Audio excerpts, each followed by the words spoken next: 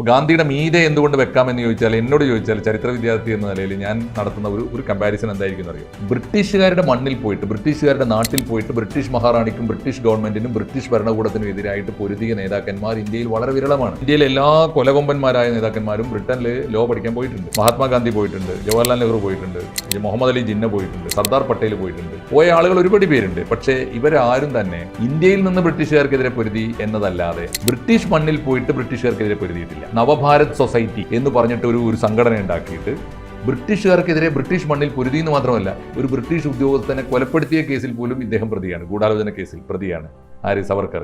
അപ്പൊ അതുകൊണ്ട് ബ്രിട്ടന്റെ മണ്ണിൽ പോയി ബ്രിട്ടീഷ് ഗവൺമെന്റിനെതിരെ പൊരുതിയ ഒരാൾ എന്ന നിലയിൽ അത് മഹാത്മാഗാന്ധി ചെയ്യാത്ത സേവനമാണ്. പോരാളി എന്ന നിലയിൽ വീര സവർക്കർ ബ്രിട്ടീഷ് പോരാട്ടത്തിൽ ഒട്ടും പുറകിലായിരുന്നു. ശിപായി ലഹള എന്ന് ബ്രിട്ടീഷുകാർ വിളിച്ചുകൊണ്ടിരുന്ന നമ്മുടെ സ്വാതന്ത്ര്യ സമരത്തെ ആദ്യമായി ബ്രിട്ടീഷ് മണ്ണിലാണ്, ബ്രിട്ടനിൽ പോയിരുന്നിട്ടാണ് അദ്ദേഹം ആ പുസ്തകം പുറത്തിറക്കിയത്. ശിപായി ലഹള എന്ന് വിളിച്ചിട്ട് അതിനെ ആക്ഷേപിക്കരുത്, അത് ഇന്ത്യയുടെ ഒന്നാമത്തെ സ്വാതന്ത്ര്യ സമരമായിരുന്നു എന്ന് എഴുതിയത് ആദ്യത്തെ ആള് സവർക്കറാണ്. സവർക്കറിന്റെ ആദ്യത്തെ പുസ്തകം അതാണ്, വിഖ്യാതമായ പുസ്തകം അതാണ്. ആരൊക്കെയായിരുന്നു നമ്മുടെ സ്വാതന്ത്ര്യ പോരാളികൾ എന്ന് ചോദിച്ചാൽ നമുക്കൊരൊറ്റ ഉത്തരമേ ഉള്ളൂ: ബ്രിട്ടീഷുകാർക്കെതിരെ ഏതൊക്കെ മാർഗത്തിൽ പൊരുതിയവരും സ്വാതന്ത്ര്യ സമര പോരാളികളാണ്. അതുകൊണ്ട് ഒട്ടും വിട്ടുവീഴ്ചയില്ലാതെ ആദ്യത്തെ 41 കൊല്ലം പൊരുതിയ വീര സവർക്കറും പോരാളിയാണ്.